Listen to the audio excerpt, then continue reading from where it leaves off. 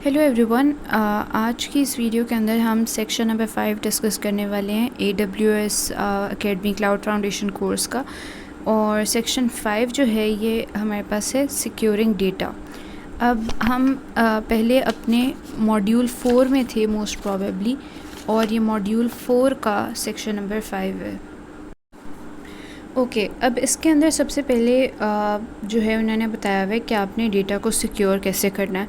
अब of course जब हम AWS की सर्विसेज यूज़ कर रहे होते हैं तो समटाइम्स ऐसा होता है कि आपका डेटा जो है वो एट रेस्ट पड़ा होता है, कहीं पे स्टोर हुआ होता है उनकी किसी डेटाबेस के अंदर। जैसे कि हमें पता है S3 बकेट एक सर्विस है जो AWS हमें प्रोवाइड करते हैं, and they are basically databases. तो आप उसके अंदर स्टोर कर देते हैं, ठीक है। और उसके अलावा जो है आपका डेटा जो है वो सर्वर्स और क्लाइंट्स के बीच कम्युनिकेट भी हो रहा होता है। आप continuously due to one purpose on another जो डेटा है वो सेंड कर सकते हैं या रिसीव कर सकते हैं कहीं से अकॉर्डिंग टू योर यूजेज। तो जो सिक्योर करने वाली चीज़ है डेटा को, वो हर डेटा के लिए इम्पॉर्टेंट है। उस डेटा के लिए भी जो कि मूव कर रहा है from one place to another, और उस डेटा के लिए भी जो कि सिर्फ स्टोर हुआ है। और हम ऑफ कोर्स नहीं चाहेंगे कि हमारा कोई भी डेटा जो है वो रिवील हो किसी अनऑथेंटिकेटेड यूज़र को। तो इसके लिए AWS हमें सर्टेन फीचर्स प्रोवाइड करता है जिससे हम अपने डेटा को सिक्योर कर सकते हैं।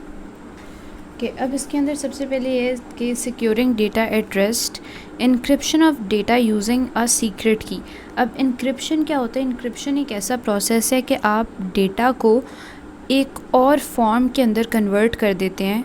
बेसिकली फॉर एग्ज़ाम्पल, अगर मेरे पास यहाँ पे लिखा हुआ है नूर, और मैं इस मैसेज को सीक्रेटली कहीं पे सेंड करना चाहती हूँ या सीक्रेटली स्टोर करना चाहती हूँ, तो अगर हम इस डेटा को इनक्रिप्ट कर देंगे बाय यूजिंग एनी मेथड, तो ये नूर नहीं रहेगा, ये किसी और तरह के टेक्स्ट के अंदर कन्वर्ट हो जाएगा जो कि यूज़र जो है वो इजीली ऑफ कोर्स रीड नहीं कर सकता क्योंकि डेटा इनक्रिप्टेड है।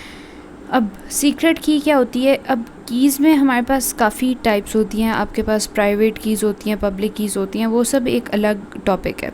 अभी हम सीज़र साइफ़र को अगर डिस्कस करें तो बेसिकली ये एक इनक्रिप्शन टेक्निक है जिसमें आप फॉर एग्ज़ाम्पल यहाँ पे आपका प्लेन टेक्स्ट क्या है, नूर है, और लेट से आपके पास की जो है वो है 1, और इसका ये मतलब है कि आपने हर अल्फ़ाबेट को रिप्लेस कर देना है उससे नेक्स्ट अल्फ़ाबेट से।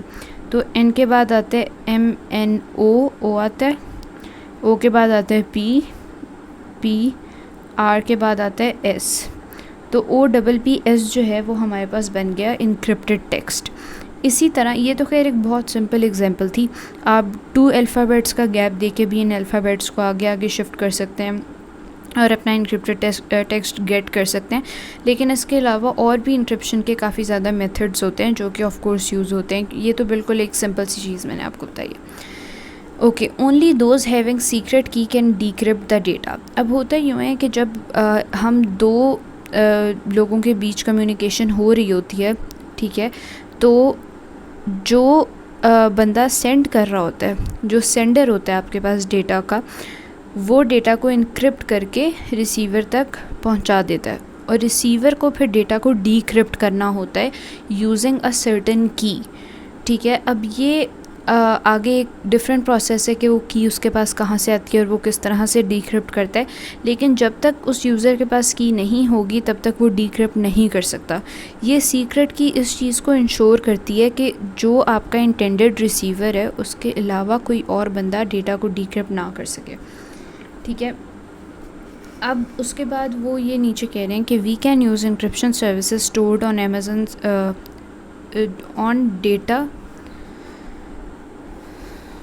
on data stored on Amazon services like S3 bucket and EFS।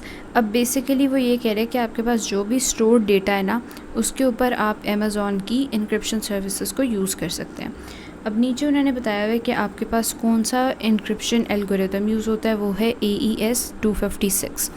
अब 256 क्या इंडिकेट करे कि जो की का साइज़ है इंक्रिप्शन के लिए जो यूज़ हो रही है वो 256 बिट की है। अब इंक्रिप्शन एक ऑलरेडी एक अलग टॉपिक है। अगर आपने इंक्रिप्शन के बारे में पढ़ना है तो आप उसके लिए कोई भी यूट्यूब वीडियो देखें ताकि आपको थोड़ा सा आइडिया हो जाए कि इंक्रिप्शन होती क्या है और हम क्यों इसको करना चाह रहे हैं। By the way I am assuming कि मोस्ट ऑफ द व्यूअर्स को जो है वो अंदाज़ा होगा कि इंक्रिप्शन क्या होती है और ऊपर मैंने थोड़ा सा बता भी दिया।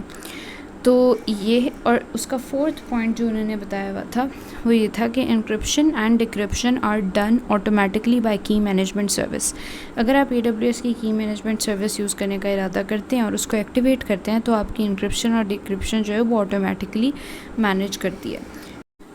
ओके, अब इसके बाद हम देखेंगे सिक्योरिंग डेटा इन ट्रांजिट। अब ट्रांजिट का मतलब ये है कि ऐसा डेटा जो कि इन मोशन हो, मतलब कि वो कम्युनिकेट कर रहा हो ओवर द नेटवर्क्स। अब इसमें हम इंक्रिप्शन कैसे करते हैं, यूजिंग TLS। अब TLS क्या है, हमारे पास ये एक प्रोटोकॉल है। प्रोटोकॉल क्या होता है, protocol basically set of rules होते हैं जो आपको फॉलो करने पड़ते हैं when you are communicating over the network. अब प्रोटोकॉल्स आपने सुने होंगे, ट्रांसपोर्ट कंट्रोल प्रोटोकॉल है आपके पास, HTTP है, HTTPS है और यूज़र डेटाग्राम प्रोटोकॉल्स हैं, और भी आपने प्रोटोकॉल्स देखे होंगे अपने नेटवर्क्स के अंदर। इसी तरह से आपके पास एक प्रोटोकॉल है जो कि है ट्रांसपोर्ट लेयर सिक्योरिटी। ओके, अब इसके अंदर होता क्या है, ये TLS हम इसलिए यूज़ करते हैं क्योंकि हमें डेटा को इनक्रिप्ट करना होता है जो कि ओवर द नेटवर्क कम्युनिकेट हो रहा होता है। उसके अलावा ये कि ये इंश्योर करता है कि आपके पास जो डेटा है वो करेक्ट सर्वर के ऊपर जाके कम्युनिकेट हो रहा है। ये नहीं हो रहा कि आपके पास आपने डेटा सेंड किया और वो कोई और रिसीवर रिसीव कर रहा है, ठीक है। तो ये TLS जो है वो इंश्योर करता है कि आपका डेटा सही सर्वर के ऊपर जाके करे। और ये किस तरह से करता है इसको आप डिटेल में पढ़ सकते हैं। अगर मैं इसका ब्रीफली बताऊं तो बेसिकली आपका जो क्लाइंट है वो एक मैसेज सेंड करता है इन शॉर्ट, और सर्वर उसके जवाब में एक मैसेज सेंड करता है जिससे आपके पास एक कनेक्शन इस्टेब्लिश होता है। सर्वर की आइडेंटिटी को वेरीफाई किया जाता है थ्रू इट्स TLS सर्टिफिकेट। अब TLS सर्टिफिकेट क्या होता है, TLS certificate is like a passport, ठीक है। अब जब आप ट्रैवल कर रहे होते हैं थ्रू आउट द वर्ल्ड, तो आप जब अपने कंट्री से दूसरे कंट्री के अंदर जाते हैं तो आपके पासपोर्ट की आइडेंटिटी चेक करते हैं टू वेरीफाई योर आइडेंटिटी। फिर वो देखते हैं कि आपका पासपोर्ट वैलिड भी है या नहीं, ठीक है। और वो बाकी सारे मेजर्स को इंश्योर करते हैं ताकि आप एक प्रोटोकॉल को फॉलो करते हुए उस कंट्री के अंदर एंटर कर सकें, राइट। सो इसीलिए आपको चाहिए होता है TLS सर्टिफिकेट। अब TLS सर्टिफिकेट बेसिकली इस तरह होता है कि आप जब कम्युनिकेशन कर रहे होते हैं ओवर द नेटवर्क, तो जब client for example data send करना चाह रहा होता है या कोई मैसेज सेंड करना चाह रहा होता है और जो रिसीविंग एंड पे आपके पास डिवाइस है वो अपना फिर TLS सर्टिफिकेट भेजती है टू वेरीफाई इट्स आइडेंटिटी। फिर जब सेंडिंग एंड पे जो आपके पास है वो क्लाइंट वेरीफाई करता है कि क्या जो जो TLS सर्टिफिकेट आया है वो उसी रिसीवर का है, क्या वो TLS सर्टिफिकेट जो है वो वैलिड है या फिर इनवैलिड है। अगर वो वैलिड होता है, अगर आइडेंटिटी वेरीफाई हो जाती है तो उसके बाद कम्युनिकेशन होती है, वरना कम्युनिकेशन फिर नहीं हो पाती। तो अब इस TLS सर्टिफिकेट की सारी गेम को मैनेज करने के लिए AWS हमें एक और सहूलत प्रोवाइड करती है, that is known as AWS certificate manager. अब AWS सर्टिफिकेट मैनेजर जो है it provides a way to manage, deploy and renew TLS और SSL सर्टिफिकेट्स। अब आपके पास हाँ, हमने देख लिया कि TLS certificates are use to establish the identity, और AWS सर्टिफिकेट मैनेजर जब आप यूज़ करते हैं तो ये खुद से ये चीज़ मॉनिटर कर रहा होता है कि TLS सर्टिफिकेट वैलिड होना चाहिए या कब उसको रिन्यू करना है या क्या जो भी उसके मैनेजमेंट के इश्यूज़ हैं। ओके, अब यहाँ पे हमारे पास एक डायग्राम है जिसमें ये शो हो रहा है कि आपके पास डेटा जो है वो सेंड हो रहा है between two platforms, Amazon EC2 जो कि आपका एक वर्चुअल प्राइवेट नेटवर्क है, एंड Amazon EFS। अब इसमें जो भी डेटा सेंड होगा वो होगा इनक्रिप्टेड बाय यूजिंग TLS, ठीक है। इसके बाद आपके पास जो मॉड्यूल है, जो सेक्शन आपके पास है इस टॉपिक का, वो है securing Amazon S3 buckets and objects. अब इसमें है newly created buckets and objects are private and protected by default, principle of least privilege is followed. अच्छा, अब इसमें ये सिर्फ ये बताना चाह रहे हैं कि आपके पास जब भी कोई new Amazon S3 bucket create होगी या ऑब्जेक्ट क्रिएट होगा उसकी एक्सेस जो है वो रिस्ट्रिक्टेड होगी, ठीक है। उसकी एक्सेस सिर्फ उस बंदे को मिलेगी जिस बंदे को आपने अलाउ किया हुआ है, ठीक है। बाकी सबको बाय डिफ़ॉल्ट एक्सेस डिनाइड होगी। अब हमने पहले भी इस चीज़ को देखा था कि प्रिंसिपल ऑफ लीस्ट प्रिविलेज क्या होता है कि आप कम से कम एक्सेस देते हैं हर यूज़र को। और वो कैसे आप मैनेज करते हैं, आप सिर्फ वो चीज़ें यूज़र को अलाउ करते हैं जो आपने उसको by using IAM policies allow की होती हैं, या फिर बाकी सारी चीज़ों को यूज़ करके आपने एक यूज़र को अलाउ किया होता है to use a particular resource. लेकिन बाकी के तमाम रिसोर्स बाय डिफ़ॉल्ट उनकी एक्सेस डिनाइड होती है for the user.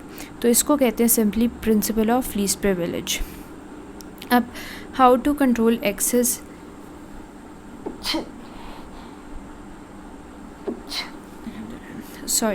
So how to control access. अब इसमें हम देखेंगे कि वो बता रहे हैं कि एक्सेस को कैसे कंट्रोल करना है कि एक यूज़र जो है वो एक्सेस कर सके S3 बकेट या नहीं। इसमें हमने काफ़ी दफ़ा जो है वो देखा हुआ है कि आपके पास IAM पॉलिसीज़ होती हैं, आपके पास सर्विस कंट्रोल पॉलिसीज़ होती हैं, ठीक है, एक्सेस मैनेजमेंट पॉलिसीज़ होती हैं, कुछ इसमें बकेट पॉलिसीज़ होती हैं जो कि स्पेशली आपके रिसोर्स के साथ अटैच होती हैं कि कौन यूज़र किस रिसोर्स को हैंडल यूज़ कर सकता है और किस रिसोर्स को यूज़ नहीं कर सकता, ठीक है। तो इस सेक्शन के अंदर यही था।